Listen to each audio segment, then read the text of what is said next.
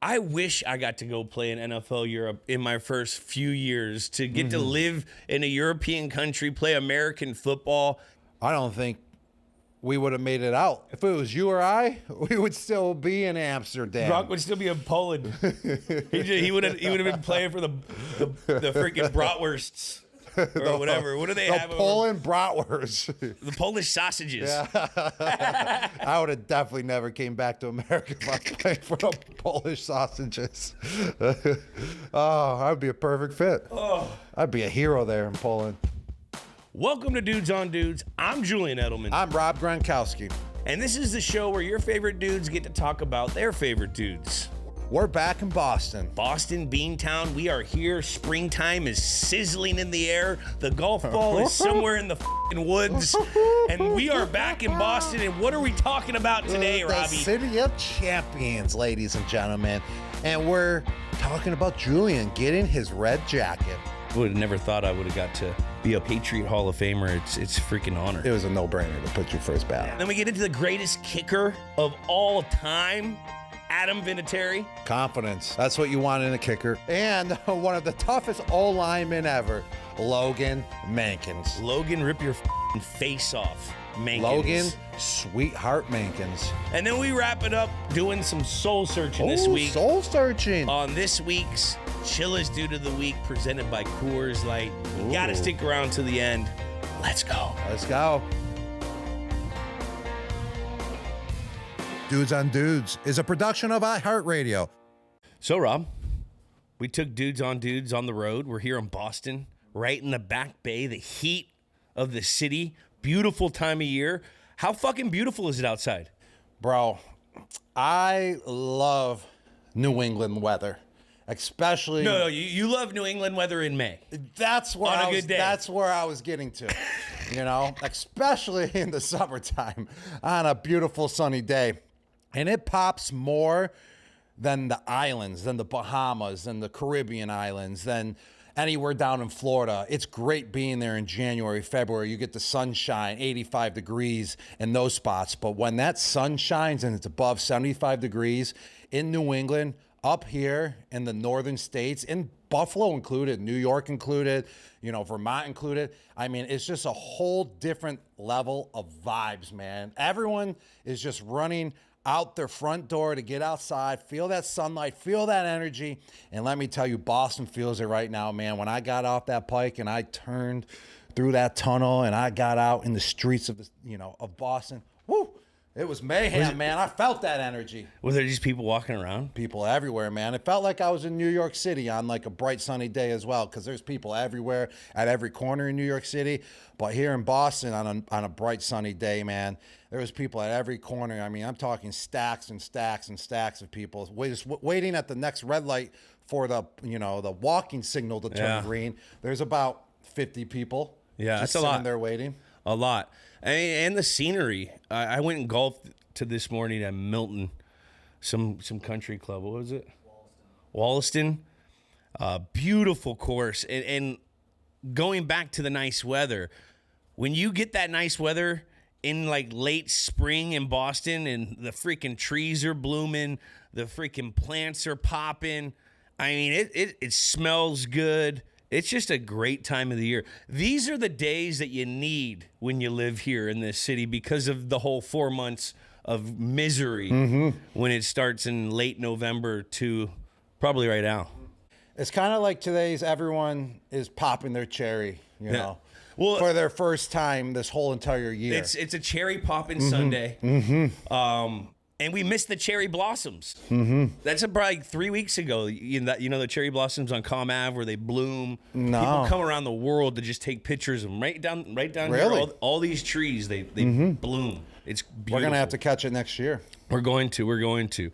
Got to shout out Joe Cardona. Yeah. His wedding was the other day. How was that, Jules? How was Joe Cardona's wedding? It was awesome. Got to see the captain. Slate was there.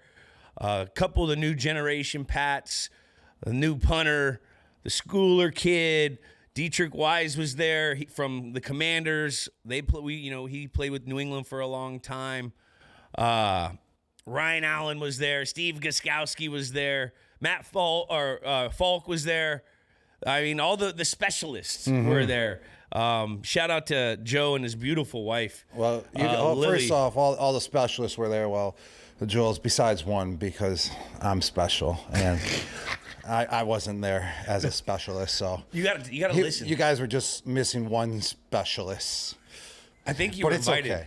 It's okay. I think you were probably I think you had to go to Australia I'm too for special. Okay. You were probably in Australia for an ice shaker commercial for 24 hours, which is a true story, by the way. Guy went to Australia for 24 hours for a fucking ice shaker commercial. But let me explain this. So he has this wedding. It's in this beautiful old Roman Catholic church. Thing was built in probably 1732 after the Revolutionary War, which needed 40 more years or something like that.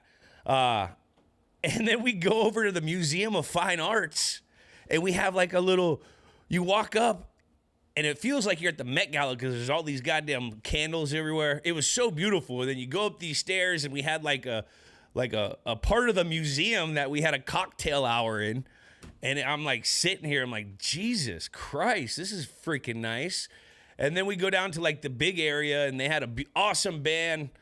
They could hit all the genres, a little soul, a little Taylor Swift shit. They had it all, man. It was a fun wedding. Great to catch up with a lot of the people, we had a lot of memories with. So shout out to Joe and Lily. And she actually had all these drawings throughout. She drew. So like you see the napkins, it'd be like their two dogs and a house, like all these sketches, and then like at the church on the pamphlet, it was like she did a drawing of the church, like so she did all this cool stuff too. It was a really cool freaking wedding, really smart people. Anytime you're at the Museum of Fine Arts, there's Joe married in some good genes. Let's just say that. I heard you talking as well earlier about Joe. Just so many great things about him. But you kind of also mentioned that he could possibly run for president, one day. Is that true? Is that true? You see that in him or what? Well, what do you think? Like, he's got a squeaky clean record. He went to the Naval Academy. Like, he served and played professional sports. Can handle the pressure. Like, whenever you hear him speak in front of the people, he has real thoughtful speaking skills. His wife is like a lawyer, and she's affluent as fuck. Like, it's just like, I think he could be a politician. All right. Well, Joe, congratulations on your wedding. Possibly a congratulations on running for presidency in the future. And also, good luck in Miami, my friend. Good luck in Miami, I just saw that you signed with the Miami Dolphins. I'm hoping that you stick with them and have a couple more years left in the NFL. He will. No doubt. And plus, he's going to have, he's Latino. He's going to have a nice tan on there. He sure will. And on top of all this Patriots talk, you just got to see your fellow teammates and all that. What about you, Jules? You're the talk of the town with the New England Patriots, man. First ballot Hall of Famer for the New England Patriots, man. Congratulations to you. Well deserved. There was no doubt in my mind that you weren't going to be a first ballot either. I mean, what you have done for the New England Patriots organization, how many times you came in through in the clutch situations, not just, for Tom, not just for the offense, but for the whole entire organization. How many times you came in clutch for me, out there on the field, because without your success, I wouldn't have success. So I appreciate you, brother. Congratulations. You deserve it. And what was that phone call like when you got it? That's my question. How did that feel? First off, thanks for those kind words, Rob. That means a lot. I mean, it was a no-brainer to put you first ballot. Nah, well, regardless. Whoever voted you in, those are nice words. They're fucking nice words. What can I say? They're nice words. They're really nice words. I liked them. They were super, super nice words. So I'm on, I'll explain how I got the call. Let's hear it. I'm on the golf course. You in this golf game now, I know, man. and it's not getting better. You're kind of like... And it's not getting better. Yeah, but you're honestly getting worse. As long as your accuracy is getting better, then you're probably becoming better. Okay, well then... It's not. Then your game's not getting better. Your distance and power is there, but your accuracy needs to get better. Yeah, I say your golf swing is like your personality. But you're kind of like getting me to... 100 miles an hour always. You're kind of getting me to get on the golf course now. You should. You could probably be. You'd be like fucking Happy Gilmore out there. You and Rid are playing nonstop. You know paddle sports real good, so you could square shit up. But getting back to getting the call, I was at El Cab. Mr. Stacy calls and hands the phone to Mr. Kraft, and we had a nice conversation. And wait, did Stacy tell you, or was he like, "Hey, I got Mr. Kraft here. I have Mr. Kraft for you." All right, big shot, Stacy. Now he's moving up in the ranks. I think that he always does that kind of stuff. Yeah, I know, but I just wanted to say that. He'll appreciate that comment. He's been there forever, man. Yeah, forever. He's going in the Patriots Hall of Fame actually one day. I mean, he's dealt with a lot of. You're right. A lot of media. He's next. He's dealt with a lot of. He can vote himself in. We should vote him in. Yeah, I'm voting for Stacy. Yeah, so I was at El Cab. Ended up shanking a drive right after. A little too excited, I guess. But it was cool. It was cool. And I don't know any of the details. I think they'll come up with that, and that's something you get to your family loves, and it's an honor to get to be in the same class with the guys that are in that Hall of Fame. And as a 22-year-old me, I would have never thought I would have got to be a Patriot Hall of Famer. It's freaking honor. So, did you shed a tear? I shed a. I didn't. I shed a. No, I didn't shed a tear. Well, what did you shed? Your beard? I shed a beard. I shed a beard, not a tear. No, I didn't. I felt, I felt great. I felt happy for my parents. My dad likes that shit. Mm-hmm. Your parents like that kind of stuff. Mm-hmm. But let's get into some other stuff. What's up with Derek Carr? Derek Carr. Is he hurt his shoulder? Is he retiring? Mm-hmm. He's retiring. He retired. He's done for good. Wow. I mean, it's kind of a short career. It was kind of like a long career for him, but also a short career at the same time because he's a quarterback. He played 11 years, which is plenty in the NFL, but also it's really not for a quarterback that's at that high of a level, that's playing, that consistent. I mean, he's consistent, but he's not consistent. But still, at that consistency that he has is a lot better than a lot of quarterbacks out there. And then just to see him hang it up, he had to be hurting or something, which they said in the reports that he's about to have shoulder surgery. Yeah. So he's going to be out for the whole year in 2025. So I kind of understand that, And then also, you got to understand if he has the love for the game still or not. If you don't, well then yes, hang it up. That's the right move to do. It's miserable to play in the NFL if you don't have that love for the game still. It hurts every single day. I mean, you're kind of just praying on God's word just to get you through every single day, and that's not how you want to live in the NFL. So I feel like this is the right decision for him if that's what he's feeling. Yeah, I when you say consistent, he's consistently been hit a lot in this league. Mm-hmm. He's taken a lot of sacks. He's been beat up, man. Some of those O lines with the Raiders. I just always remember him taking. He's been sacked a bunch, man, and that adds up. It really does. Every time you get hit, when you're exiting your 20s and you're getting into those 30s, it hurts. Like when you get hit, like you used to be able to run like 20 miles an hour and you fall down. People don't realize on like a regular play, you're running 16 miles an hour, you fall down and you bounce up, nothing's wrong. When you do that like 31, 2, like you feel that the next couple of days, you don't recover the same.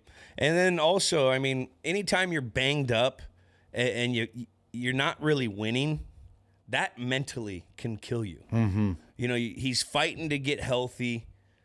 Like the last few years, and then he gets healthy, and he's been on a couple teams that have been, they haven't really panned out the way he's wanted to. But you got to tip your cap to Derek Carr. He had a pretty solid career. Mm-hmm. He threw for a lot of yards. About, I think, like above 40,000 yards in his career. Yeah, he got 41,000 yards. He's got 257 touchdowns, 112 picks. So he's 2-1. Mm-hmm. You know what I mean? That's pretty good. I mean, here's the kicker, though. He was sacked 254 times in his career. And just think about it. If you're just a person just chilling there, and all of a sudden you just get blindsided out of nowhere. That can literally, just one of those blindside hits can literally, disproportion all of your mechanics and your mindset. I mean, and he got sacked 254 times. And how many of those were blindsided? Probably about, 75 of them, I would say. So, those all add up just on a continuous basis. So, therefore, yes, you think these quarterbacks don't get hit, but they really do get punished as well when you take that many sacks. So, I mean, shout out to, Derek Carr for his wonderful career. And congratulations. Most importantly, though, Made a lot of money. man, get healthy. If you're not healthy, man, get healthy, because you have a long life to live still.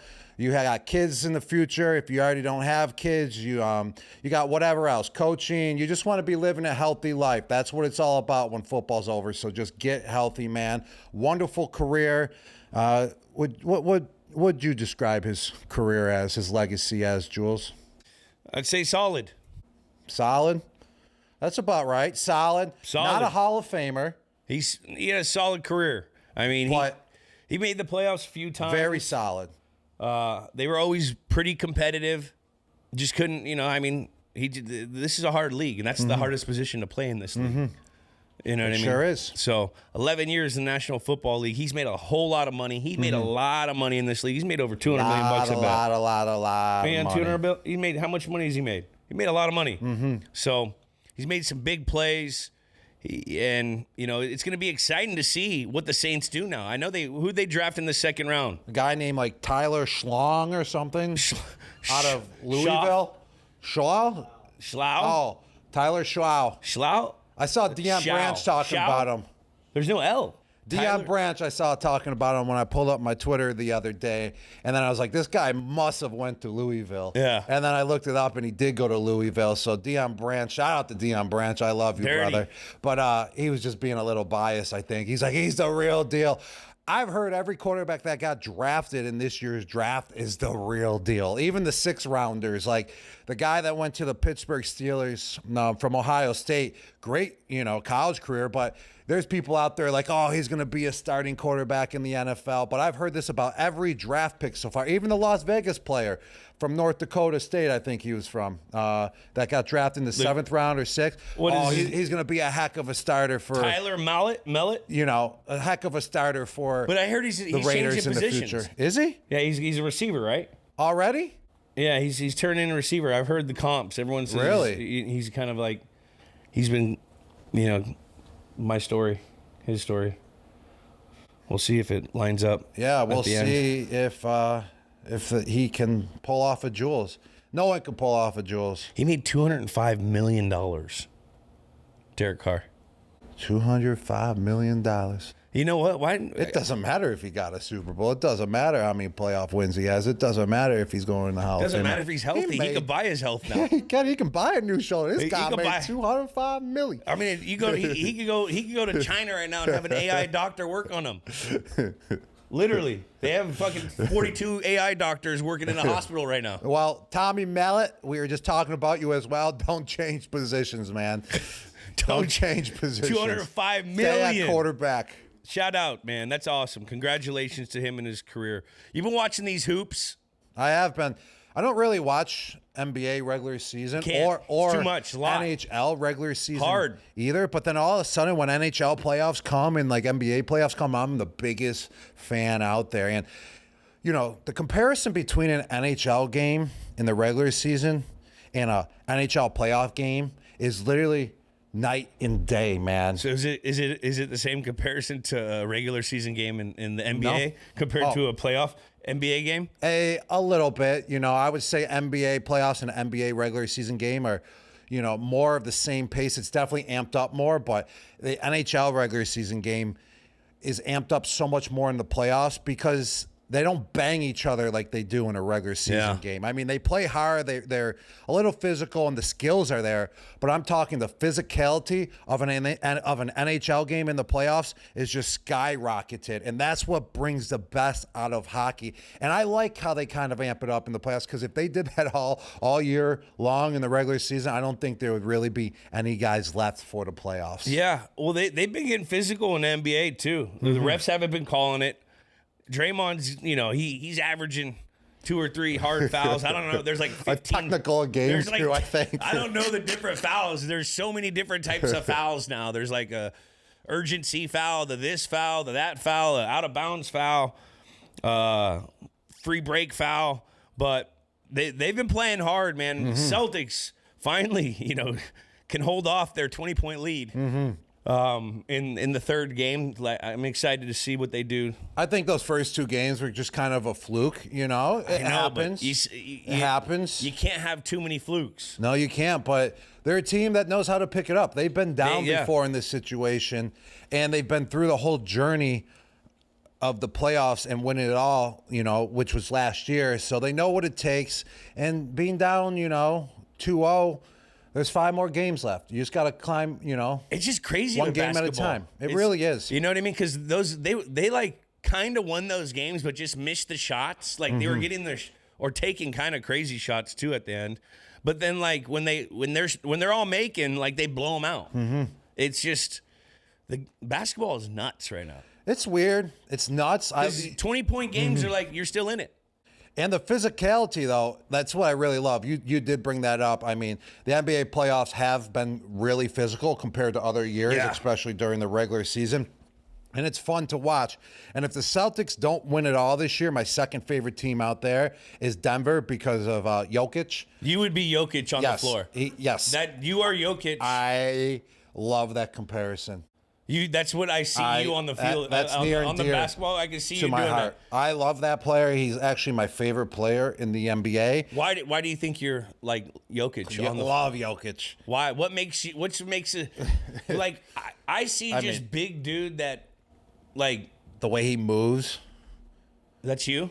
Yeah, but he's even bigger than me. But we got similar movements. Also, the way he looks, he's kind of like an. I don't want to say this about him because I really love him and I would date him if I was a woman, but he's kind of a uglier version of me. yeah. But I would still date him, if I was a hot chick. And he's got a big nose too, and I got a big nose, and just his personality as well. He just wants to get it done. He don't care. He's an uglier version of me. Yeah. Oh. Well, that's what someone told me, and I kind of was like, okay, I guess I agree. I didn't want to say that because I love him so much. Oh my god, he's a lovable player, and he rides donkeys and shit.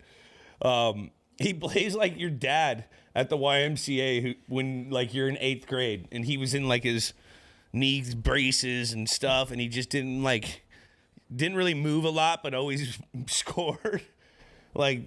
It's crazy.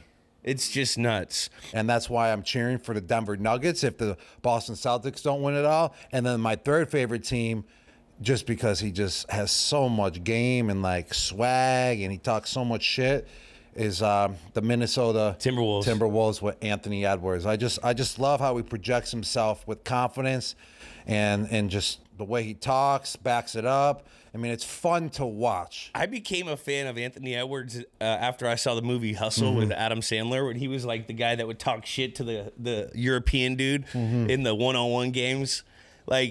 He's a fun player to watch. That SGK kid, man, in Oklahoma City, they're fucking good. He's from Montreal? Yeah. I actually don't know much about Oklahoma City. That's a small market team that can be really good, but they got a really good team right now. Only that market sees them, or a true NBA fan sees them play. I have not seen an Oklahoma City game in 2 years now with that player on the team, but I've only heard great things about him. Didn't we go to Oklahoma City game once? Yeah, about 15 years ago. With Welker. Yeah, with Welker. We sat right next to the bench. That's when we did a charity event. Kevin Durant was on the team. Yeah, KD. Yeah, that was cool. Fucking that was KD. A cool experience. That was my first I love KD. NBA game. Yeah, I think it was mine too. It was.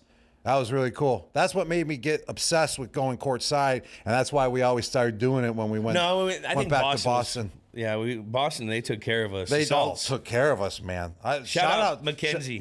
Shout out to the Celtics, always taking care of us, going to the playoff games, regular season games, just hooking us up with tickets. We thank you, making it easy on us. We thank you for that. It was easier to get Boston Celtics courtside tickets to the games than getting tickets to our own games. Now, like when you're sitting courtside, do your big ass size 18 feet ever get up on that damn court and trip somebody? Oh, I'm always watching out for my feet. I got to make sure that they're tucked away. I know, like, because I'm like a little ass dude, and I can feel those little ass chairs. Like, I don't want to be responsible moving for like this. chipping one of them players. One of the balls came once when I was sitting there with my dad. Good. And like, my dad like put his arm over, like we almost got in a car wreck. I'm like, Dad, I'm fucking 28 years old. He went like this. Like, I still got it, Dad. Yeah. I catch footballs for a living. I can catch a damn basketball. Remember when your parents used to slam the brake and you're in the front and they'd put their arm? Mm-hmm. My dad did that when a ball was coming to me at the Celtics game. It's just natural reflexes. I guess it is. Fatherly being love. a dad. Mm-hmm. Man, how about Murchie hitting Marchie? Oh, the game winner in overtime. I know. Is he going to get us another one? They won it last year, didn't they? Yeah, the Panthers won it last year. Panthers are always sneaky good. Like, I don't hear anything of the Panthers ever until like the Stanley Cup. It's kind of like the same situation with Oklahoma City, small market team. Florida Panthers don't really have a fan base either. I mean, not a traditional hockey town. Oklahoma's not a traditional basketball town, really. You kind of think football in those areas. Yeah, exactly. But Marshawn with the game winner. They're down at what? 2-1 right now, but if he didn't hit that game winner, they could possibly be down 3-0, which is kind of hard to come back in the series. But they're right in it now, 2-1, and he could possibly get a Stanley Cup with the Panthers. They're going for the repeat, but I kind of want to see a Canadian team win it. They haven't done it in years. I really want to see it. I love Connor McDavid. He's my favorite player right now in the NHL. His skills just surpass anyone else's. He's just a phenomenal athlete. On the ice, and I'm just a big fan, and I'm hoping they pull it off, and I do because I'm a Buffalo Sabres fan. That's my team at heart, so don't really care who truly wins, especially with the Celtics, not the Celtics, Bruins. with the Bruins out right now. So I kind of want to go with a Canadian team to win it just to see how bazonkers a Canadian city will go. 1,000%. And Connor McDavid deserves one too. Are they He was the MVP good? last year of the Stanley Cup, and they lost. Yeah, I know that. That. That's crazy to me. Yep. Yeah, I would love that too. Ever since we went to Vancouver, I got a little, and then we had the Four Nations. Like I'm like in the Canada mode. The Four Nations brought hockey back. The Four Nations played like the NHL playoffs, and that's why Four Nations was such a great turnout. And also because Trump was talking garbage about Canada, and then Canada was facing the U.S., so everything hit at perfect timing. Which was great. I love that, like, that passion came out of Canada for Four Nations. It brought that, like, tournament to a whole nother level. Well, they were, so we went and did that speaking thing during that Four Nations in Canada, and, like, the Canadians are so nice, these people, but their way of talking, like, they had a little, like, jab by, like, they gave us a bunch of, like, Canadian gear. Like, here, you can wear our Canadian hockey stuff. Like, sorry. I did, though.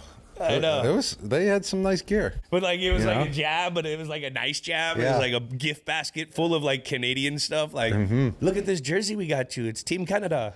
Sorry. I'm not your buddy, pal. I wore it. All right, let's jump into these dudes. Let's get this AI summary. Bum, bum, bum. The AI summary is back. Start the clock. All right, here we go. At 6 foot, 212 pounds, from Yankton, South Dakota. He played 24 NFL seasons with the New England Patriots and Indianapolis Colts.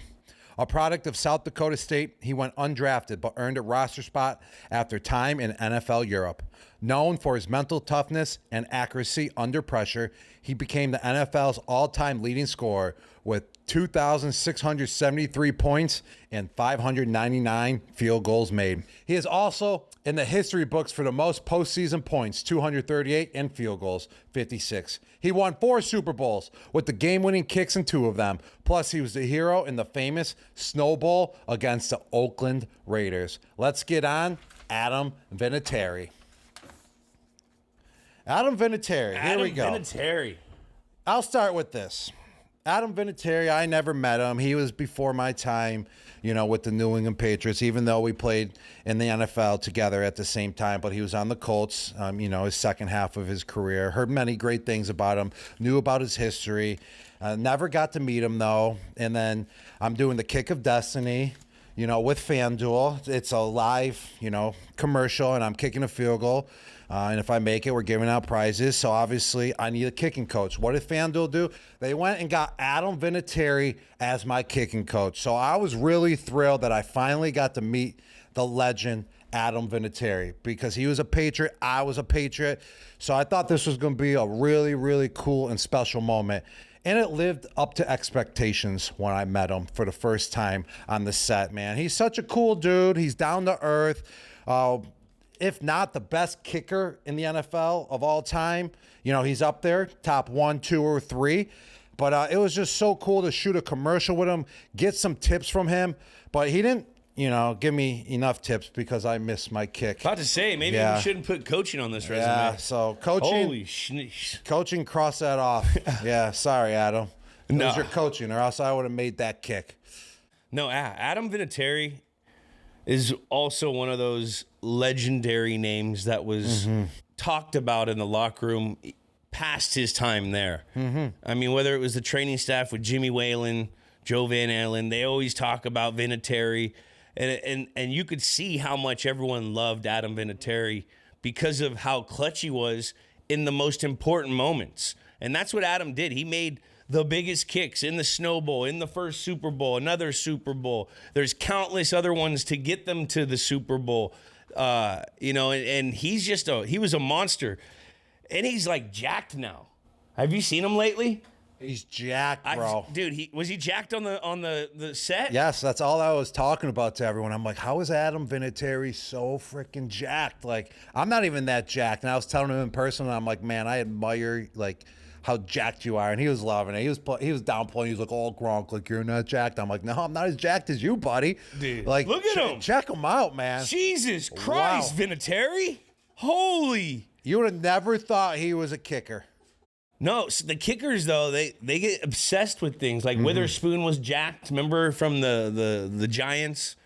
Like, these guys, they're all a little different in the head. But, I was just around him last night at the wedding, and, he was hard. He's a legend, man. He is. The most wild story about him, though, when I was talking to him, because, we were talking for a while on set, and he started telling me about his career, before he got to the NFL, which was shocking to me. I think, he told me he played in NFL Europe in Amsterdam. Yeah.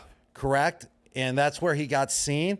But, a guy that is such a legend, played 24 seasons in the NFL, the best kicker of all time.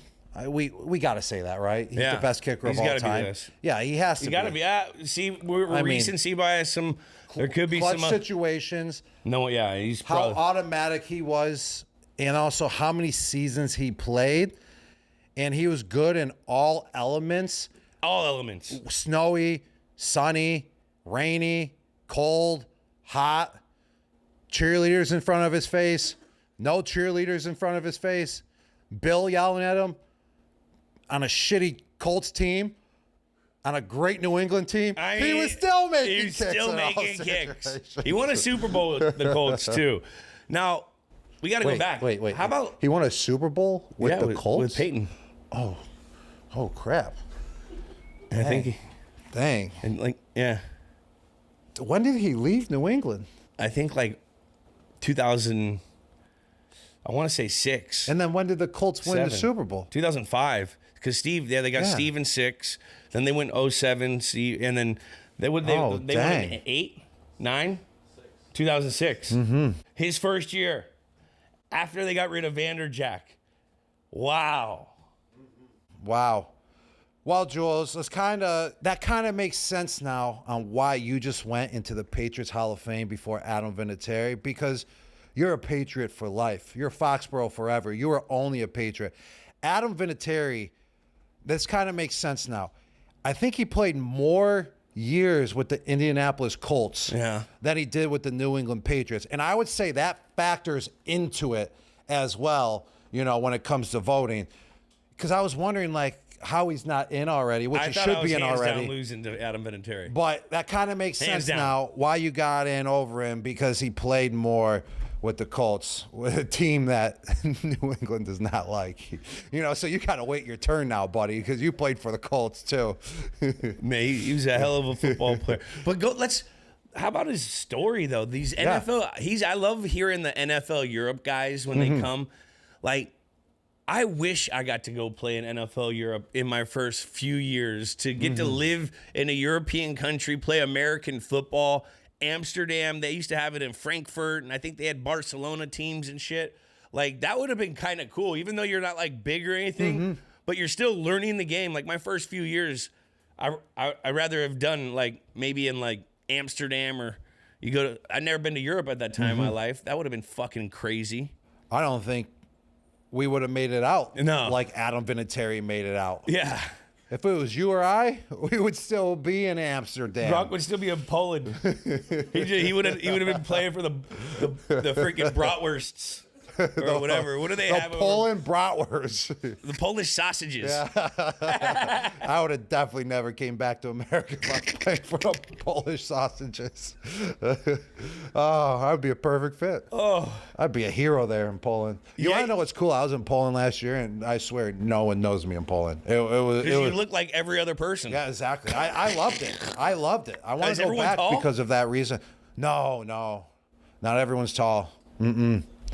So what are you? It's a laid back European country. So a lot of these countries in Europe, you know, they're all different styles, you know, even though they're all one in Europe, but they all have their different, you know, it factor. And Poland is really, really laid back and more low key, but beautiful. The nature, the grass, the woods.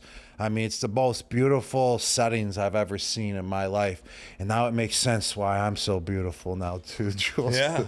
Now, what was the food like? Yeah, food was phenomenal. I was eating gas station cheeseburgers left and right. Yeah. A+ grade. Talking no antibiotics in those gas station cheeseburgers. Bread, phenomenal. I was eating them left and right. The mayonnaise, like different mayonnaise you would ever have here in the United States. Aioli, maybe. Yeah, unbelievable mayonnaise. I'd just be pouring the mayonnaise on, man, on those burgers. Oh, gas so station good. Burgers in Poland. Through the roof. The best. I got to go to a gas station in You Poland do. now. As a burger guy, you have to. All right, enough said. No pierogies? You didn't have any pierogies? No, I did. But the gas station cheeseburgers won me over. You want to know what was cool? It was like there's this bus. I was taking a piss in the gas station. I pulled over, taking a piss. And then this bus of like tourism came because they were just checking out the whole country. And like literally like 60 people got off the bus. And I'm like usually like, oh crap. Like if I'm in the US, I'm like, I gotta get out of here. All these people are gonna like, you know, ask me for pictures. And literally all these people just get out the bus, load up the whole gas station. I'm like freaking out. I'm like, oh, but then I'm like, oh wait, no one knows me here. And I was just in there with 60 people coming off of this bus, just enjoying my cheeseburger and having all the freedom I needed in the world, man. So were you just going up and down the hallways, like enjoying it? Like, man, I could get some gum right now. Yep. I don't have any anxiety of people. None. Oh, maybe I get some chips. I'm going up to them and asking them questions. You were asking questions? Yeah. Just, you know, they just English? Barely. Well, so let me hear. How do you go Spanish? How do you do this? So if I'm someone in Poland, what were you saying? Like, hey, where's the gummy bears? Now, do you say gummy barrow or anything? Like, what do they sound like? Sure. That's German? Yeah, there you go. That's a little too German. I'm not good at imitations. You are. Yeah, that's exactly how they sound like. Like that. Yep. Fucking Adam Vinatieri playing in Amsterdam gets us talking about Poland. What's the number one trait that you look for in a kicker that Adam Vinatieri had as well that made him special, Jules? What is it? Come on, let's hear it. And then we get on to what kind of dude he is. For me, it's his swag. Really, his swag? Yeah, like he always had a confidence. Every time Adam Vinatieri lined up for a kick, and like his little antic, he act like he was there already. Like, he was just clockwork. I remember he had the single button. He always had the single chin strap. Like, he would go up there and he had a black cleat on. I always remember. He had different cleats in the Super Bowl. And you saw a swagger of confidence always. And that's what you want from but like a real confidence. I've met some kickers where they like think, I remember I met some young kicker and he was bringing up Adam Vinatieri. I said, buddy, let's make a kick in the league before we even start bringing up Adam Vinatieri's name. Jesus fucking Christ. Like, you know what I mean? Confidence it is. That's what you want in a kicker. Yeah, like even with remember Folk? And that's what Vinatieri had. Yeah. Remember Folk? Like, he was also just he didn't have the crazy leg, but he's still kicking. And what do you see in like their calm, cool swagger that they have? Steve, he had that they're just calm, cool. You don't hear them much, but you see them all the time because they make big fucking plays. I like it. One more. All right. Is Adam Vinatieri the most clutch athlete of all time? Most clutch athlete. Did he make all his game-winning field goals? Like, basically. I think so. I mean, but can a kicker be considered the most clutch athlete of all time? I mean, it's such a hard question because they have to be clutch. So, like, even if you're talking about most clutch athletes, you're basically banking on your kicker to being clutch. And if he's the greatest kicker of all time, that means he's the most clutch of a clutch position. I mean, it could be argued. You got Michael Jordan, Tom Brady up in there. Tiger Woods. Adam Vinatieri. Joe Montana. Time. Adam Vinatieri, we can say, is the most clutch kicker of all time. Most clutch kicker of all time. There we go. I like that. Well, let's get on to it. What kind of dude is Adam Vinatieri? All right, what kind of dude is he? Man. Is he a stud? I mean, he had to go a long road. He did have to go to Europe before he came to the NFL Europe, undrafted guy, North Dakota kid, didn't get many offers, so he doesn't have the stud pedigree. Is he a freak? I mean, I'm pretty sure he played quarterback in high school, linebacker in high school. You should play linebacker right now after seeing that fucking picture. And now he's done playing, and he looks like an absolute physical freak of nature, like with how jacked he is. So he could be a freak. He could be a freak, but it doesn't. I don't. When I see Adam, but he's not a freak. He's not a freak. No, he's not. He's a dude's dude. He could be a dude's dude because, I wasn't around him. So, but usually great kickers are dudes. And he's not a whiz because if he was a whiz, he would have taught me all the mechanics I needed to make a kick. And I missed my kick when he was my coach with the kick of destiny. Nah. So he's definitely not a whiz. On three, what is he? 1, 2, 3. Dog. Oh. But he's a stud.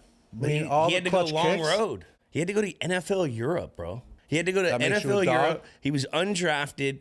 He gets picked up. Like, that was an underdog story. And then he just so happened to play 24 fucking years in the NFL. Motivated too. You got to have relentlessness too. And see dogs, that goddamn beard? Dogs have that relentlessness in them. That guy's 24 seasons. And then become a bodybuilder when he's done. And stud, I mean, he's magic in the air, Jules. The guy has made basically every clutch kick that ever existed in mankind's history in the game of football. I mean, that's what studs do. What is a dog? They're physically and mentally tough, motivated guys that came from nothing. Guys like Adam Vinatieri that come from South Dakota, North Dakota. Who knows Dakota? But you're coming from a Dakota and you're kicking game-winning field goals in the goddamn Snow Bowl. You convinced me. Let's do it again. 1, 2, 3. Dog. Ruff, ruff. Hoo, hoo, ho. Adam Teary. Ho, ho. All right. On to our next. On to our next, Jules. What does AI have to say about our next guy? Born in 1982 in Cathays Valley, California, this former NFL offensive guard is renowned for his toughness and consistency. Standing 6 feet 4 inches tall and weighing 308 pounds, he honed his skills at Fresno State, where he excelled as a left tackle and earned first-team All-WAC honors in 2004. The New England Patriots selected him 32nd overall in the first round of the 2005 NFL Draft, transitioning him into left guard. He immediately became a starter, beginning a streak of 161 consecutive starts over 11 seasons with the Patriots and later the Tampa Bay Buccaneers. Throughout his career, he was a 7-time Pro Bowl selection and earned first-team All-Pro honors in 2010. Despite playing in 2 Super Bowls, he never secured a championship ring. After retiring, he became a cattle farmer in Massachusetts. Let's get on Logan Mankins. Logan Mankins. Logan, I love you, Mankins. Logan, sweetheart Mankins.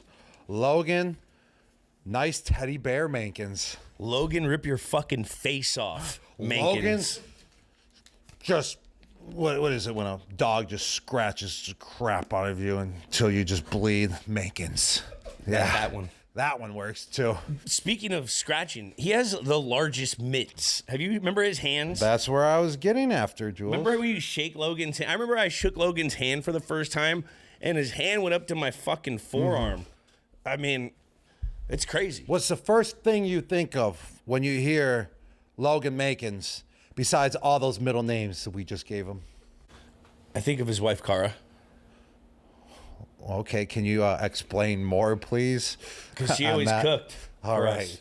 I used to go to Logan's house. Thank you for clarifying that one, Jules. Well, they were like, he was like the big brother to all like the slapdicks of the team. If you didn't have your family at the, for like Thanksgiving or Christmas or anytime we had like a holiday, the Mankins and Cara, she'd always invite everyone on the younger guys over, and they would cook for us.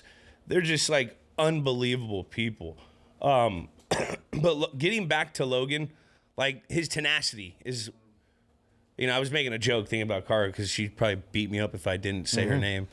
But yeah, his tenacity. She's still gonna beat you up. Yeah, she's probably going to. Yeah, Logan is gonna too. No, Logan will just laugh at her. I beating me want up. him to.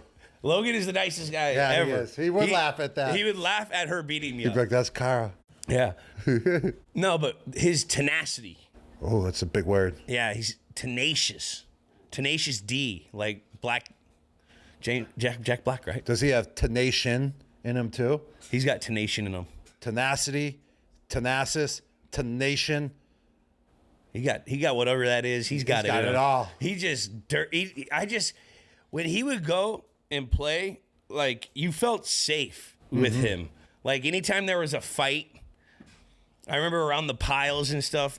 There's a fight going on one of these times and around the pile. And I remember I got pulled by someone. I was like, who is it? And like your dad pulls you back. It was Logan. He like pulled me and like pulled me to safety. I was like, oh man, thank God. Shit. And then he went back in there and started beating. I think he got ejected that game or something. Well, how do you describe that type of strength?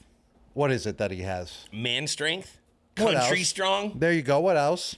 Farmer strong. There you go. Those are about 3 adjectives right there to describe his strength. Pretty right on. Well, you know what? I love having Logan Mankins because he's a California kid. And people think he's like some like Midwest guy or some South guy. Nah, he's a cattle rancher from fucking Fresno, East California. He's a California fucking football player. Just to show everyone we ain't just surfer dudes and shit. Oh, we like got you? cattle ranchers too, dog. Yeah, surfers dudes. Yeah, that's what everyone thinks. Like, Yeah. if you're from California, you're a surfer dude. Yeah, he actually represents football players in the state of California. He was all-state basketball, I think. He was an all-state basketball player. And did you actually... I've never seen him shoot. Me neither. But did you know this fun fact as well? Because we were already talking about him earlier on the show. Derek Carr, he blocked for him at Fresno State, too. His brother Derek. Oh, he blocked for his brother. David. Oh, he the first blocked for overall David pick Carr. for Houston. All right. Okay. I thought it was Derek for some reason. All right. But it was David Carr. I get them confused, because they both went to, Fresno State. They both are first-round, quarterbacks. So that was just a cool fun fact that I was bringing up. What do you got? Any Logan stories? Jules, I don't really have any Logan Mankins stories off top of my head. I mean, besides the obvious, just how good of a football player he was, just the farmer strength that he had, that he brought to the table, his leadership, how you felt safe around him. But Logan Mankins always has a story about me whenever I'm around him. I just never have a story about him. So I actually wish Logan Mankins was here right now so he could tell a story about me and we can hear from Logan, ourselves. But one cool story I do have is this is actually, I'm going to tell the good story first and then the sad story after, is that the cool story is that after every game, home game, he'd be out in the parking lot just sitting there sipping a beer. In the players' parking lot. Drinking beers. And I just thought it was so cool. After a 1 o'clock game, it's 4:30, 5 o'clock, and I'm going out to my car, and I just pop open a beer with Logan Mankins, and I just felt like a man. A man, you're right. I just felt cool. Just sitting there having one beer, just sit there for 10 minutes, have a conversation about life, possibly, what happened in the game, drink the beer, and then just go along with my day after the game and my night and go home. And then I'll always remember that, because that always started my night. That was the pregame was in the parking lot with Logan. That was the pregame. So Logan always kicked off the pregame when I was like 22 years old, and he was always so welcoming. Always, as a veteran and as a guy that I looked up to. I mean, not many players are like, "Oh, young buck, come and hang out." He was such a good guy and so lovable. They'd be, "Come hang out, Gronk," and he just make you feel so welcomed. And then the sad story about him is I still remember to this day when he got traded to the Tampa Bay Buccaneers. And when that happened, it was one of the most shocking things I've ever seen happen in the NFL. And that's when I learned that the NFL is a business. Yeah. And not just a business, can be a dirty business as well, because Logan Mankins was on that pedestal of he's the greatest, one of the greatest guards to play for the New England Patriots. Everyone looked up to him. Great guy, family man, doesn't do anything wrong, works his butt off, will kill a guy out there on the field for you. Doesn't miss football games. Doesn't miss games, played every single game, which is just tenacious, like you said. Tenacious. Yeah. And then he got traded, and I saw those tears in his eyes when he got traded, and it brought tears to my eyes, and it made me feel really weird that day at practice. Yeah. That, this is truly a business. That was, I think everyone remembers that practice.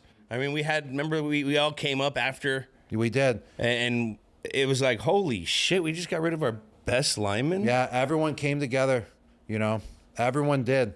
It wasn't like, some slapdick getting traded. No. And everyone's like, yo, glad he got traded, No, bro. this was like...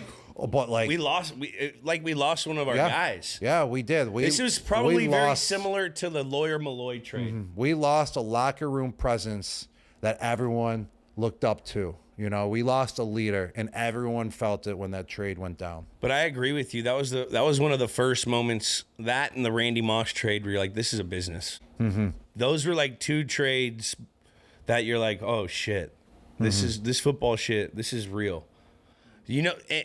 When we said he didn't miss a game, he played with a torn ACL all year. Mm-hmm. I think, or he tore it in the last, I remember, what was that season? I think it was. He played the entire 2011 season with a torn ACL. The guy he would wake up at 5 a.m. before the snows, shovel his fucking whole cul-de-sac, and plow his cul-de-sac, and then come into work with a torn ACL and then go perform like nothing's wrong. Mm-hmm. He wore the same thing every day. The Carhartt jacket, his fucking Carhartt hat, jeans, his work boots. He's just a fucking man. Mm-hmm. He's honestly, I think he could be from the lineage of Chuck Norris. Mm-hmm. I think he's got Chuck Norris in his blood. He does. He does. I like that comparison right there. He really, really might have Chuck Norris's bloodline. Who else is in Chuck Norris's bloodline? From the lineage. Patriots area? Yeah, who got a little Chuck Norris in him? That lineman that was not a UFC fighter, but he was a wrestler. Steve O'Neal. Steve Neal. Oh, that guy was a savage, man. Yeah. Dude, I remember he was a dog. Remember he didn't have shoulders for like 2 years? Like he literally I remember watching in the pregame, the trainers would have to like zip his shoulders in and like he couldn't use them and like he didn't have an ME. He didn't fuck up one play. He could barely move his shoulders. He'd just go drink a Four Loko after the game and get wild. It's amazing how these offensive linemen can have so many injuries and they play in these games and play the whole year, and you don't even know that they have these injuries as well. I mean, you know how hard it is for a skill player to play through an injury because you're just trying to drive so much force and you got to run at such a speed. I mean, it's really hard to do that as a skill player, but it's a little bit easier as an offensive lineman because you don't have to have that speed that, there's a lot of stress. There is, but it's just incredible that they still do it. Without a doubt. Like, it's, you know how much they got to be compensating, like a muscle group? Like, you have a blown out knee or blown out shoulder, and you're just compensating your whole body to develop that force that you need to block the guy in front of you. It's amazing just how smart they are as players to be able to do that, especially a guy like Logan Mankins or even Steve O'Neal's situation when talking about he didn't even have shoulders and he was going out there and just blocking fools left and right. I remember there was those rumors that we were going to trade for him back, remember? Mm-hmm. There was a couple years. I wish that happened. I know, me too. I wish we got to have Manx. That was the craziest thing, man. We had some really good linemen, and he was at the top of some of those. Who would you say is on the Patriots Rushmore? Mount Rushmore? Offensive linemen. Mount Rushmore offensive lineman for the New England Patriots. It's tough because I that'd be tough for me to call because I didn't know the guys before us. We'll just put two at the top right now that are guaranteed. Matt Light and Logan Mankins. And you could, I would say those two are from who I played with. Mm-hmm. Man, time. What kind of dude is Logan Mankins? Now, he's a stud. Anytime you're coming from Fresno State in the WAC, first team All-State, and then get drafted in the first round of the National Football League as a tackle, transferred to guard, played a bunch of tackle when we needed him to. We used to do that with Logan. Remember that? Like kind of what they did with Tooney and the Chiefs this year. You could say that he's a stud. You could say that he's a dog. But I'm thinking, though, he's a dude's dude as well. Oh, definitely a dude's dude. And he's a whiz. He's basically everything. He's every category here, but we got to stamp him as one. And on 3, 1, 2, 3, freak. And because he's all of them, he's a fucking freak. Mm-hmm. I mean, you play on a torn ACL, and it wasn't like he was just sitting there. This guy was like our pulling guard. Mm-hmm. He was running. All right, so he's never missed a game due to an injury, even though he's been disabled while playing. That's freaky. That's some freaky stuff right there. That's freaky. And just how strong he is. He's a country freak, Jules. He's country strong. He is the definition of corn-fed strong. Mm-hmm. Like, big-ass hands, freaking Wolverine healing abilities. Mm-hmm. First team All-State in basketball. Never seen him shoot a basketball, but it's in California, so there's fucking good basketball. Like, I mean, Jesus Christ. Logan Mankins and he's got Chuck Norris lineage. Yeah, he's a freak. I think he's got Chuck Norris blood. Shout out, which one is he? Case? Oh. Let me see him. Look at fucking Case. Oh, yeah. Holy fuck. Case Mankins. Defensive end. He is. I remember University of Rhode Island. There's a couple little boys, there's a couple girls. Those little boys they used to beat the shit out of each other. I'm talking, I would sit there at Thanksgiving watching those boys fight. We'd have a game on. I'd just watch these guys. They were slugging each other. I'm like, damn, they're going to be tough. And that's why he's a fucking freak. He is a freak. He's a freak of a dad. Kaylee played softball at Bentley, yeah. I remember she was really good. He has a freak of a family. This guy's just a freak overall. He's a freak, man. He is. Love him. And Jules, before we get going, I got a question to ask you. What was the best dish that you ever had at a lineman Thanksgiving? Whoa. and this is going to be very hard because Dan Conley, this was like a potluck. Everyone would bring shit. Dan Conley used to make things from scratch. This guy made homemade marshmallows for the fucking homemade hot chocolate that we had. He made a homemade marshmallow once. And they were spectacular. It was the best fucking hot chocolate and marshmallow I had ever had. And it was after the turkey dinner, around the campfire, of course, while, the Lineman drink beer. I was drinking hot cocoa with the kids. I'd have to say he made Dan Conley used to make some really good stuffing. I think his brother is a chef, and now he made beer. He made the beer we were drinking. He had a gastropub in the fucking in the garage. I mean, it's crazy. I would say Dan Conley, anything he made, spectacular. He did every style turkey. He would fry one, smoke one, bake one, barbecue one. This guy was Betsy fucking Crocker in there. So I'm going with that. Stuffing. Well, you better watch out. The Mankins might be coming for you. Well, the Mankins, they always had good shit too. Nope, but you didn't rank it as the best. I can't. I'm going Dan over the Mankins, I think. You better watch your back, Jules. I know Carr might be my ass. Let's get into the Chillest Dude of the Week, brought to you by our favorite beer, Coors Light. Get Coors Light delivered straight to your door. Visit CoorsLight.com/dudes and celebrate responsibly. Let's crack one, boys. Jules, give me a toss. Oh, touchdown. And for this week's Chillest Dude of the Week, we're going to put ourselves in some other dude's shoes. Oh, yeah. We're switching it up. That's right. It's time for another edition of Soul Searching. Soul searching. All right. I'm going skiing on those blue mountains one day. Actually, tubing I prefer. Skiing would be tough. You got to be a pro to, ski those mountains. But that is a pretty. Anyone can. That's a jagged mountain. Anyone can tube down any mountain. You got to pick your line, I might not be buddy. alive when I'm done, but What I'm mountain doing is it. that? I wonder what mountain they use. The mountain range on the Coors can, or is this a fucking computer generated one? That's got to be a real Colorado Rocky. What tip is that? What's that mount? Wilson Peak. Wilson Peak. It's the Telluride. Wilson. Castaway. Great movie. All right. If you were Cam Ward and you got drafted #1 overall to the Tennessee Titans, what would you do? Well, first off, isn't he wearing the number 1, which was Warren Moon's number? Right? Yeah.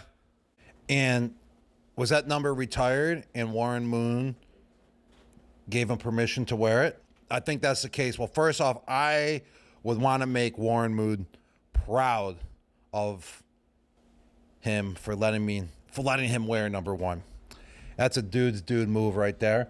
I would watch old Warren Moon highlights right off the bat. Just Warren Moon. Just Warren Moon, because I'm wearing his number. It's retired. I watch all his highlights.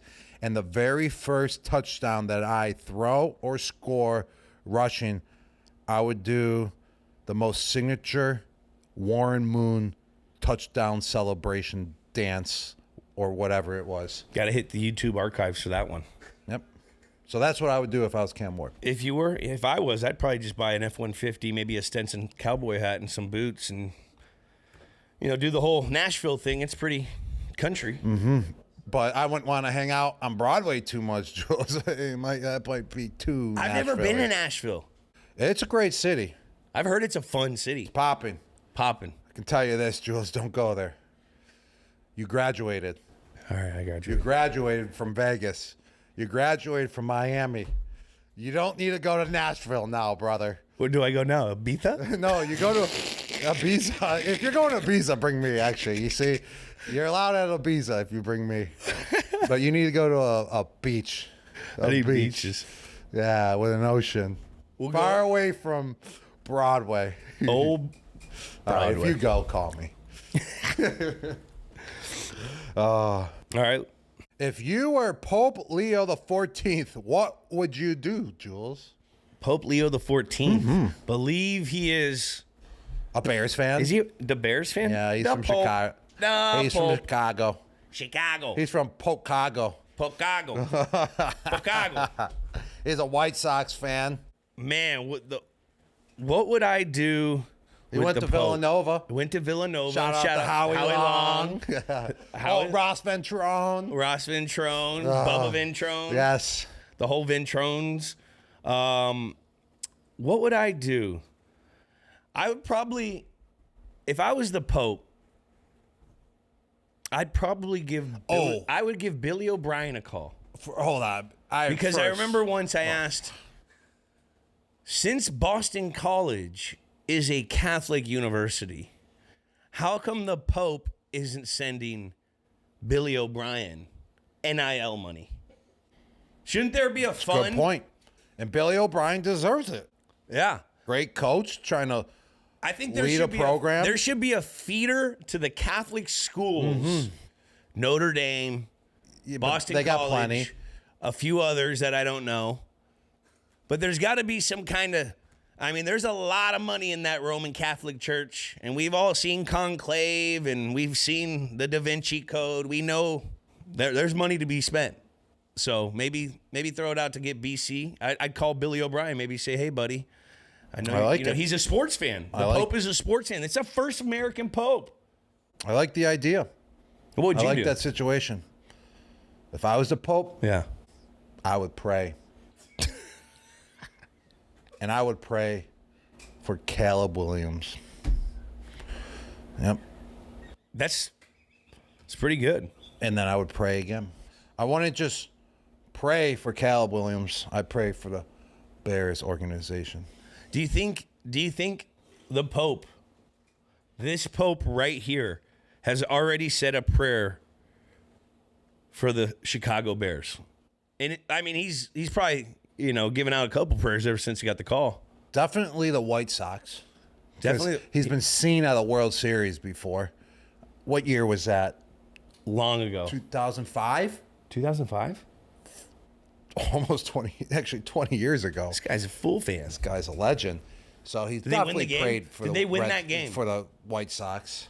Did they win the game? Because maybe they should, maybe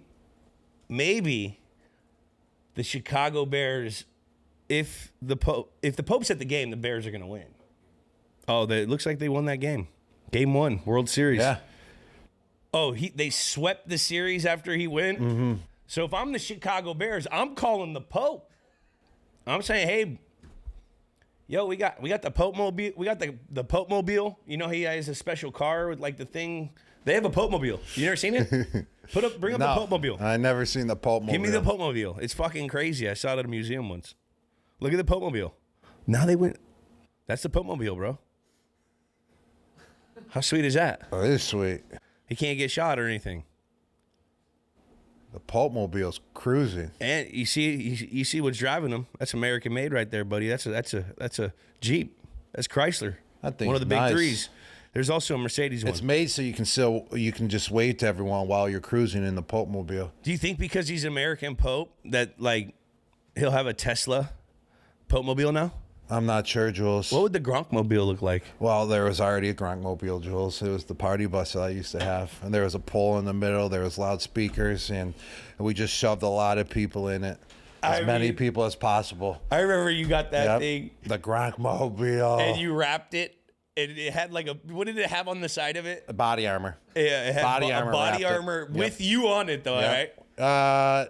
No, I wasn't. The on Gronk it. mobile? Oh, my God. I remember we took that thing once to a Red Sox game, and people saw Gronk was in there, and they were shaking it like he was the goddamn Pope. They were shaking it like, oh, Gronk! A couple bras came up. It was nuts. Couple. Dozens. Now, there it is. Wasn't appropriate. What do you think the Sunday ticket, situation is at the Vatican? So if I'm the Pope, honestly, the Sunday ticket doesn't work anywhere but the United States. It's fucking bullshit because I try to use my goddamn YouTube TV in Canada and it wouldn't work. So, I mean, the Pope's probably got a line to the NFL. Dude, they got the best everything. Mm-hmm. Like, I want to go, I want to go and like see, like the president cool shit is like, you go like the back, like you press a button and go in behind walls and shit. Like that's all like kindergarten compared to the Pope. Like the Pope has like crazy shit where like it looks like Star Wars probably. You go down, you press a button and you go down an elevator that goes like 30 floors into the earth, and then there's like giant fucking buildings underground that the Pope is fucking doing. Like the Pope's got some crazy shit. Well, if I was the Pope, I'd move church to Saturdays so we can watch guilt-free football on Sundays. That's good. That's a good one right there. That's why I'm not the Pope. Well, that was the chillest dude of the week. Thanks to our favorite beer, Coors Light. Get Coors Light delivered straight to your door. Visit CoorsLight.com/dudes and celebrate responsibly. Celebrate responsibly. That's been another episode of Dudes on Dudes. Subscribe on Apple Podcasts, Spotify, Amazon Music, or wherever you listen to podcasts. Comment on a dude you want us to do. Rate and review. Call in and ask us questions on the chill line. That number is 561-203-5789. And remember to follow Dudes on Dudes on YouTube, Instagram, X, TikTok, Snapchat. Leave message on the full episode at YouTube. We always love reading those. And we'll see you guys next week. Dudes on Dudes is a production of iHeartRadio. For more podcasts from iHeartRadio, visit the iHeartRadio app, Apple Podcasts, or wherever you get your podcasts.